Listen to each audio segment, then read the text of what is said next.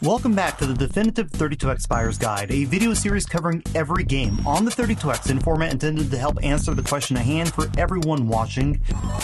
Is this game for me? Well. Wouldn't you like to know? Of course you would! We're going to be covering games that can be considered below average in quality or having very limited appeal. The 32X Buyer's Guide is a multi-part series with each one covering a specific category, though the games are not presented in any particular order. In the description of each video, you can find a table of contents letting you know what video showcases which 32X game. These lists will be updated as new segments release. Also, to try to make these as accessible as possible, I've included time codes so you can skip right to the game you're most interested in. With that out of the way, let's get started.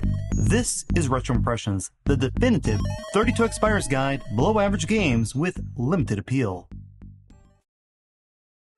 Night Trap is a game that has been discussed ad nauseum to the degree that it's the 32X game I least look forward to discussing.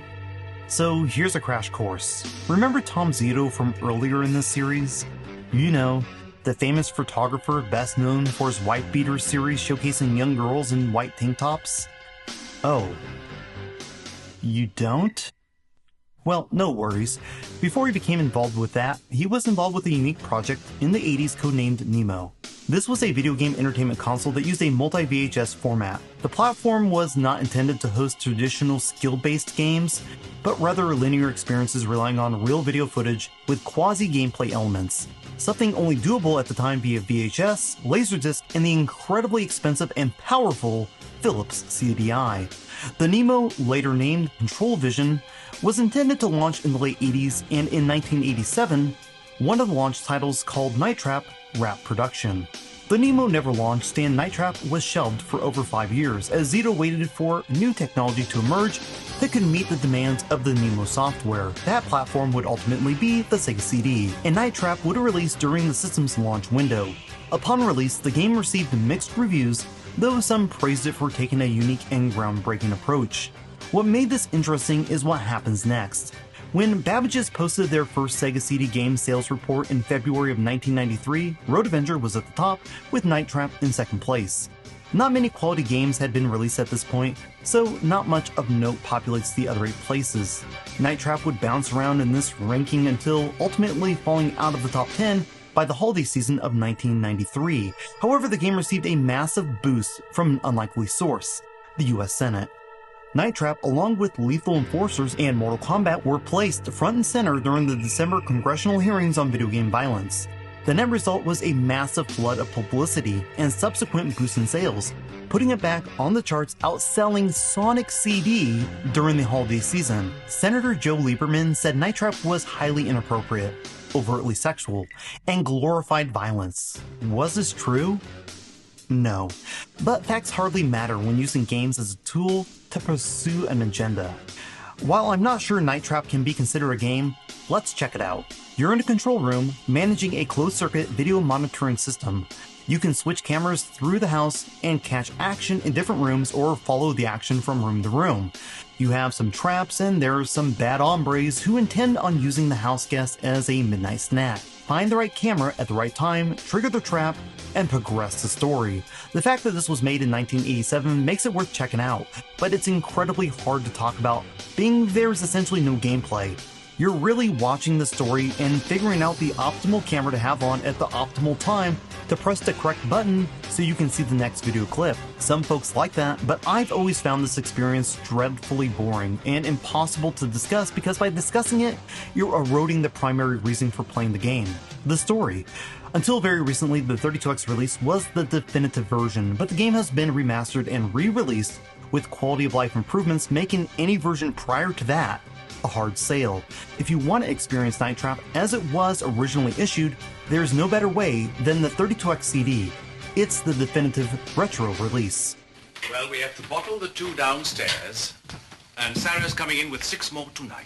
6? Yep. The problem is Sheila and I might have to make a delivery. That's no problem. Tony and I can handle it. Cyber Brawl, also known as Cosmic Carnage, is the only exclusive 32X fighting game. It was developed in Japan, and at some point, the game was repackaged for North America by altering the original concept, resulting in 2 slightly different games. Speculation is that this was done due to the 1993 congressional hearings on violence in video games and the fear of related backlash. So Japan got Cyber Brawl, a game where two starships warp to the same location and collide, killing all but 4 passengers per ship. To make things spicy, there is only one escape pod with room for 1 passenger.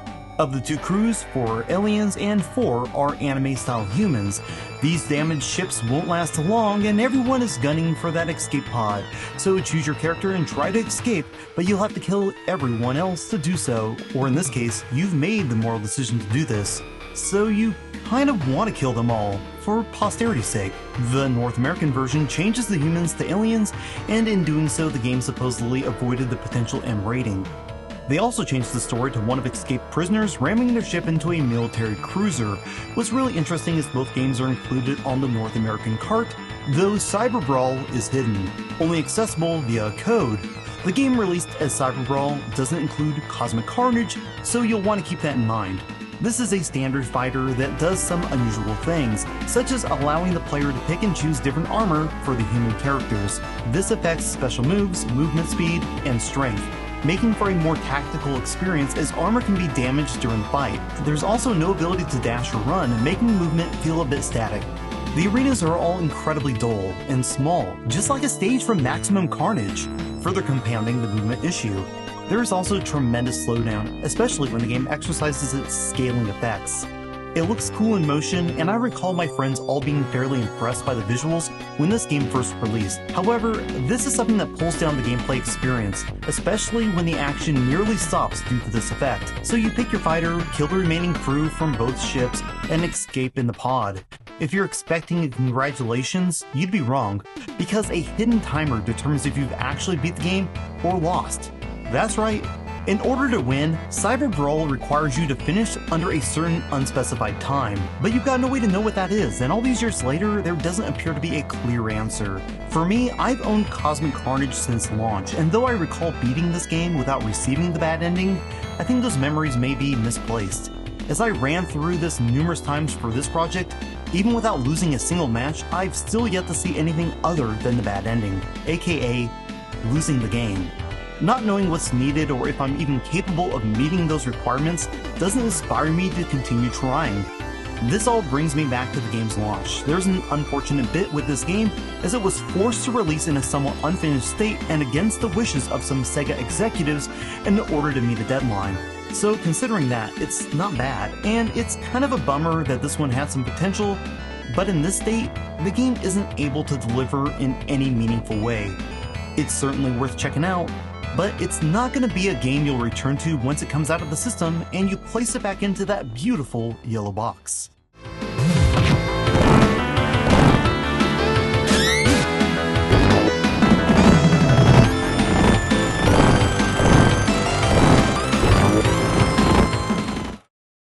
Is Corpse Killer the greatest Sega CD game ever to grace the hardware? The competition is extremely tight, with nearly all the releases being of similar quality, so you can rest assured that the answer for at least one person out there is yes. This is an on-rail shooter. It's closer to an old-school, side-scrolling gallery shooter than anything modern, with a straight-up short film tossed in between the action to tell a story. This game is really over the top. You're on an island and a mad scientist is turning thousands of individuals into zombie-like monsters. It's your job to progress the story by killing every single one of them, giving zero mercy unless it's a friend. Then it's your job to save their life. So remember, kill everyone you don't know, save everyone that you do. The gameplay isn't bad, especially considering it's the only 32X game to support the light gun, and to this day can still be considered, along with the 3DO release, the definitive version. Especially when the enhanced port to the Saturn and later remastered releases don't support the peripheral the game was designed around, the light gun. The net result is a bit mundane, though it's clear a ton of work went into this project. The gameplay segments are so repetitive it feels like a tech demo, showcasing a concept of the proposed gameplay in tandem with the attached B-movie storyline, the latter of which is worth experiencing. So back to the gameplay. You pick a map, progress the story, then continue to revisit levels as you try to track down the required bullets to turn any zombified friend back to normal. This is a long and tedious process that can seemingly go on forever. The stages almost all scroll left to right, and there's not a ton of variety. The game has comedically bad scaling, resulting in stages full of 50-meter tall zombies that look like they're from Attack on Titan. You'll quickly see every stage and zombie the game has outside of the bosses, and see them often. I don't think this is intended to be a comedy, but it sure feels like one due to the way the action is displayed on screen, the story, the stereotyped characters that lean hard in a way that might receive backlash in today's climate, and the gameplay sequences looking so terrible. It honestly feels like a parody of a real game, so like most FMV games, there's something fascinating here to experience, but it's not the game mechanics or related design. It's one thing for a game to be hard, for the player to know what needs to be done, and even experience frustration that their skill level isn't allowing progress to happen. This is in fact a mark of a good game. Corpse Killer isn't a good game though, and you'll experience frustration caused by poor hit detection, a seemingly endless repetitive loop of levels, and incredibly boring gameplay. With all that said, it's hard to recommend this one unless you really enjoy a solid B movie, and if you do, then this game's for you.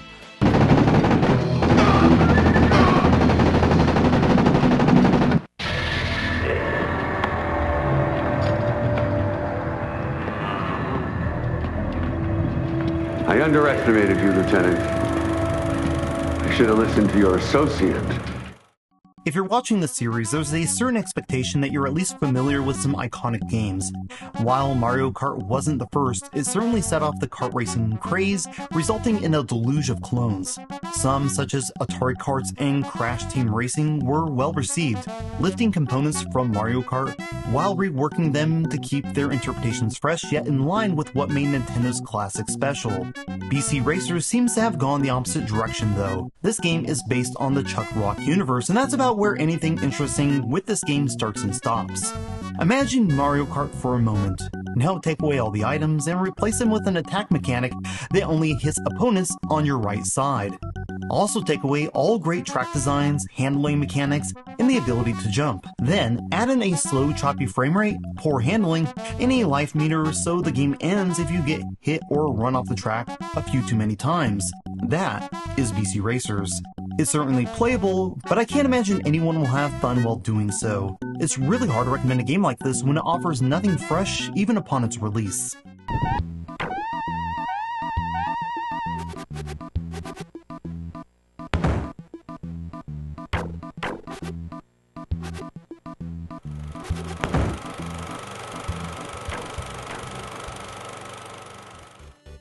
So what do you think? Have you played any of these games? If so, let me know in the comment section how you feel about them.